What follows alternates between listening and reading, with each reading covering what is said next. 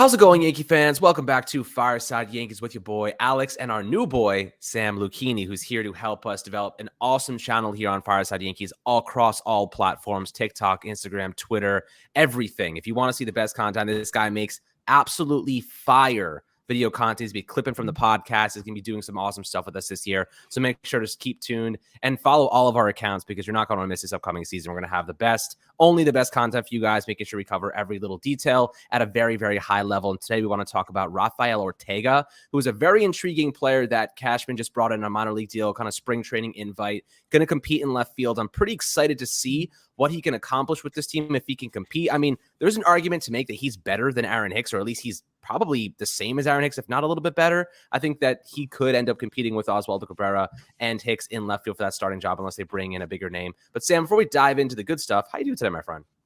I am great, man. It is great to be with you today. Talking about Rafael Ortega, who's going to be a pretty solid player for us, I would say. And we're looking at that left field spot. We're trying to figure out who's going to fill that void. We talked about Anthony Santander yesterday. We've been talking about Brian Reynolds, obviously, for such a long time. And this just adds another guy to the mix that we're going to see in the minor leagues this year that could end up coming up and playing a big role with the club this year, depending on what happens with Hicks and what happens with that left field spot. So I'm excited to talk about this guy a little bit, man.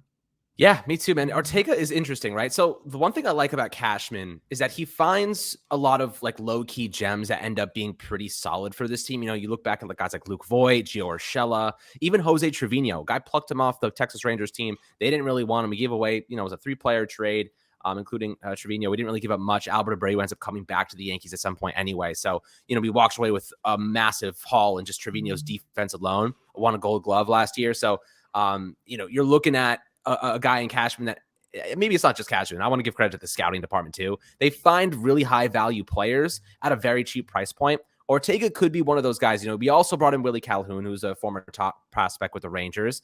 But then Ortega is a little bit different because he's actually a little bit more proven in terms of just major league production. This past year, 31 years old with the Chicago Cubs, played 118 games. He's played 2 straight seasons over 100 games. So he's got that experience. And he hit 241 with a 331 OBP, 96 WRC plus, hit 7 homers with 35 RBIs and 12 stolen bases. Add in the fact that you have bigger bases, a little bit more aggressive base running. He could get to 15. He's pretty athletic for a guy that's 31 years old. He's also a lefty. So obviously that short right portion of Yankee Stadium might be able to extrapolate on that. 11.9% walk rate and a 20% strikeout rate. So, that 12% walk rate is actually pretty impressive. When you're looking at Ortega, though, Sam, are you thinking maybe he could compete in that left field spot? You're looking at Aaron Hicks, Cabrera. If you were looking at him compared to Hicks, do you think that Ortega actually might be better than Hicks right now?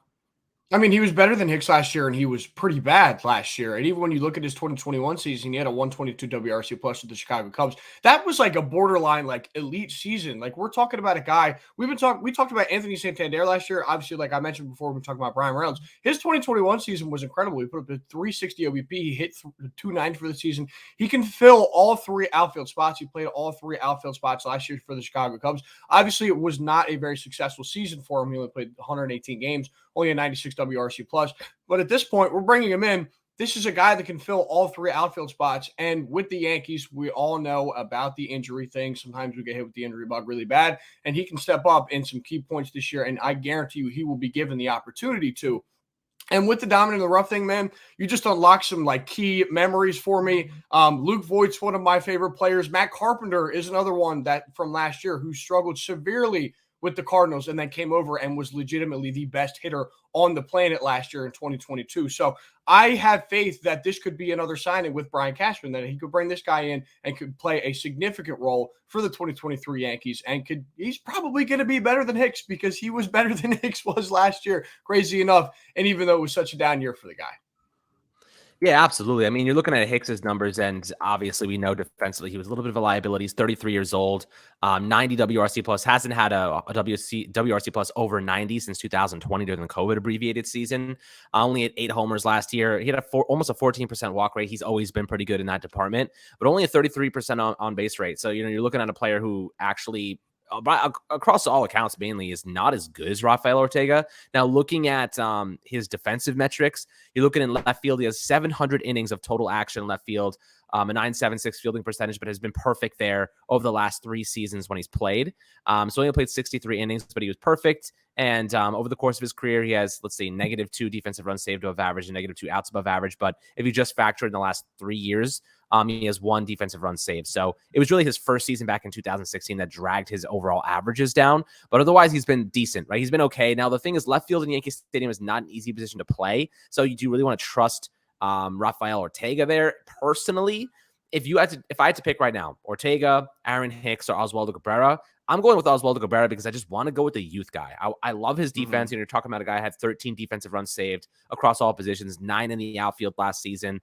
Absolute stud across the board in that regard. But offensively, a lot left to be desired. He's only 23 years old. So, we just have to hope that he kind of elevates his game moving forward. And he just needs more experience and reps, right?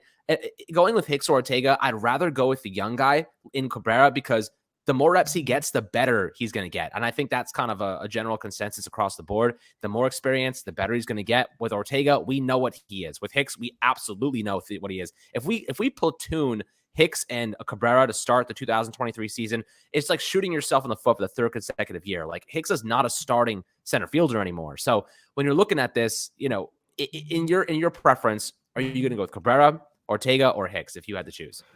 So for a very long time, I was very much on the, we need to have Cabrera in this utility role. He needs to play all around the field because he can, and he did last year. He played first base for us. He played second. He played shortstop. He played third base. He played the corner outfield spots. And I thought that his, abilities would have been best used that way. But now that we have DJ LeMahieu full-time coming back into the fold, really, he's not as much of a utility guy as Cabrera is being able to play the outfield spots, but he plays all over the infield.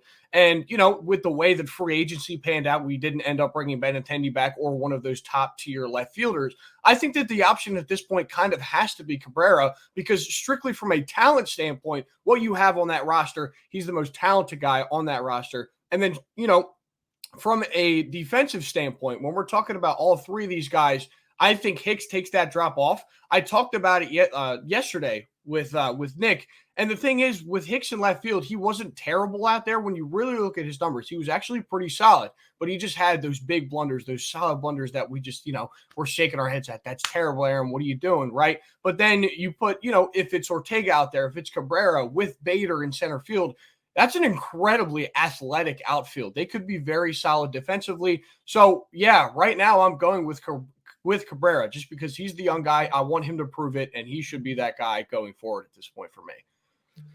Yeah, you mentioned the utility kind of role that I think everyone would prefer for him to play. But if DJ LeMahieu is healthy, he is the utility man in the infield. You got Donaldson, who's going to be making $25 million just on the bench, and that's kind of crazy to me. Can you actually justify having a $25 million player sitting on the bench? The Yankees might not have a choice. You know what I mean? DJ LeMahieu is the better player. Cashman's got to swallow his pride. Boone's got to swallow his pride because at the same time, you can't just throw a guy out there because he's getting paid a lot. If you have a better player on the roster and you can't leave DJ LeMahieu off it, and it's not like Donaldson can play shortstop, so you need Peraza. We're all assuming he's going to be that starting shortstop. And IKF, I think we would all revolt if Donaldson and IKF started that in the left side of the infield next season. But Cabrera being a utility man is ideal, but it's not necessary if DJ LeMahieu is healthy. So I kind of feel as though he has the opportunity to start in left field. If he doesn't win that job, they can still have him as a supplementary piece. He can fill in to mitigate fatigue anywhere, really. You could look at first base for Rizzo because he has that chronic back issue. You obviously want to be careful with that. So look at second base with Gleyber Torres. You want to give him a couple of days off. DJ LeMahieu, the toe injury, you got to make sure you're giving him some time off. You look at Bader. He had the plantar fasciitis last year. Make sure you got to get him some time off. Cabrera could just be the ultimate fatigue mitigator. You know what I mean? I think that could be his ideal role. But if he's playing left field, he's starting there, he's playing well, and he's dominating, got to start him in left field. If injuries arise, you can always shift him around. You could always play him in another position, bring in Hicks to help supplement in left field or Ortega. And I think that probably is an ideal situation for this Yankee team. But, would you say it's ideal that he plays in the utility role? Or do you think starting him in left field will be the best case scenario if he wins the job? No, I think it's very ideal that he plays. For me, I want him to be in that utility role. I think that would be best suited. And originally it was, let's go out and get another guy. And at this point, we still could. There's still a good chance that we could go out and get another left fielder to fill that void. But right now, man, when I look at Donaldson LeMahieu, like everybody raved about his defense last year, and he was very good defensively last year over at third base. He had 7 defensive run save over there at third base in, I think it was about 700, 800 innings. DJ LeMahieu in 300 innings last year over at third base had the exact same defensive run save total at 7, which is crazy because that's how great a guy like DJ LeMahieu is. So at this point, Donaldson's going to go straight to the bench. And I think that now, because of what's transpired over the offseason, I think that Cabrera needs to be the full-time left fielder. And I think we got to give him that shot. And, with Ortega, we could see him play a decent role in this outfield as a 4th or 5th outfielder. If Hicks' salary finally gets dumped, then we see that guy go away. But yeah, it's going to be interesting to see how that role kind of evolves over the next couple of weeks, because we could see a spot open up for this guy. Yeah, I'm excited to see what happens. Absolutely. But this is interesting. I think that the Yankees have a lot of decisions to make, specifically, left field, shortstop, third base, even second base. I think Gleyber Torres is cemented there for the time being, but you never know. The Yankees could do something crazy, trade him. Who knows? I think he's pretty valuable right now, looking at they have control over him until 2026. He's coming off a pretty solid season. His steamer projections actually have him getting even better. So we'll see what happens in that regard. But Cabrera is I see Cabrera as the catalyst here. If he kills it, he's going to start. If he struggles, we're going to be staring down the barrel of an interesting discussion, because then you got to think about, can you really trust Hicks to start? No, absolutely not. Do you have to go and trade out for a Kepler or an Austin Meadows, as we've talked about, or an Anthony Santander? There's so many options the Yankees could go with, but it doesn't seem like they're willing to trade. Also, they're at $290 million, and the luxury tax threshold is $293. That would be the Steve Cohen tax threshold. So right now, the Yankees have to be careful. If they spend a little bit too much, they're going to find themselves paying an exorbitant amount of tax, and they don't want to do that. And as you mentioned, offloading that Hicks contract seems to be the best case scenario, but who the hell wants the guy? $10.5 million, $30.5 million over the next 3 years. It's not crazy for a starting level outfielder, but the conversation is he even a starting level outfielder to begin with? So we'll see what happens here. Cashman's got a lot of work to do. They're taking it kind of slow and conservative to start the new year. Spring training coming up at about a month and a half. So a lot could happen during that time. But I think they're just buying their time. We got a good roster. A lot of people are saying, we didn't upgrade our offense. We didn't upgrade our batting order. Guys, I feel as though we're all forgetting that DJ LeMahieu was injured during the playoffs, and Giancarlo Stanton was not 100% healthy. We barely had Bader back, and he was absolutely electric. This is a team that ultimately struggled because of injury down the stretch. We didn't have Clay Holmes. Obviously Nestor Cortez ran out of gas. Like this, I think we learned important lessons, and we managed to retain Judge. We have Bader for a full season now. Cabrera's got some experience. Peraza's going to be better than IKF. Donaldson absolutely sucks, and DJ LeMahieu will take over that third base spot if everything goes to plan. But I feel as though this team is not bad. This team is capable of winning a championship. Our pitching, all we got to do is score like 2 or 3 runs, because Carlos Rodon, Garrett Cole, some of the best pitchers in baseball. You got Severino, Nestor Cortez, Frankie Montas, who people hate, which I don't understand. He's a very good pitcher, was just injured at the end of the year. I feel very optimistic and very excited. But, Sam, you got anything other to say about, just aspirations in this batting order? Because I feel like it's not as bad as people are making it out to be. Yeah, I mean, we have to remember this is a team that was consistently trotting out Marwin Gonzalez and, the corpse of Matt Carpenter during the back half of the stretch. And that's legit my guy. I love Matt Carpenter, but he fell off a cliff. He had 10 straight strikeouts in the ALCS. It was brutal. Like you said, we're not going to play IKF next year. We're probably not going to play Josh Donaldson next year. You're going to improve in so many different spots with this batting order. And like you said, with the pitching, all they got to do is score 2 runs. That's it. That's all I need from you. I just need a Judge 2-run bomb, and then we can go out in there and win a game, because with the pitching staff that they have right now, they're going to be incredible. And Frankie Montas, who's been a top 35 pitcher over the past 3 years, is going to come back, and he's going to be great this year. And he's the 5 guy. Frankie Montas is our 5 starter. In most rotations, he's solid as a 2 to 3. He's our 5. And I just think this team's elite. I think they're going to be set up for success this year.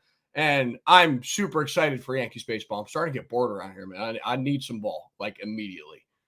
Seriously, man, a month and a half. I don't even know what we're going to do, but I'll tell you what, we're going to be here every single day on Fireside Yankees, churning out content, getting ready for the season. We know all you guys are are just salivating for some baseball. And ultimately, we are too. We're going to be keeping you guys up to date on everything you need to know as we head into spring training, any moves the Yankees make, any low-key stuff. The Yankees just brought in a former Mets GM, I believe, and they're making moves to improve the roster, improve the back end of the front office to help, really build out the rest of this thing. Because I think that the Yankees have a couple other moves up their sleeves. They wouldn't be bringing in these front office guys right now unless they were trying to figure out, who do we need to finish this thing off? Who do we need to get this team to a World Series? They wouldn't be doing that right now. They would have done it weeks ago. So I think that there's still some moves left to be made. We're going to be on top of it for you guys. Got you guys covered as always. And always happy to hear your opinions and perspectives below in the YouTube comments. Make sure to have a fantastic rest of your day. Like and subscribe as always. And we'll catch you guys on the next Fireside Yankees episode.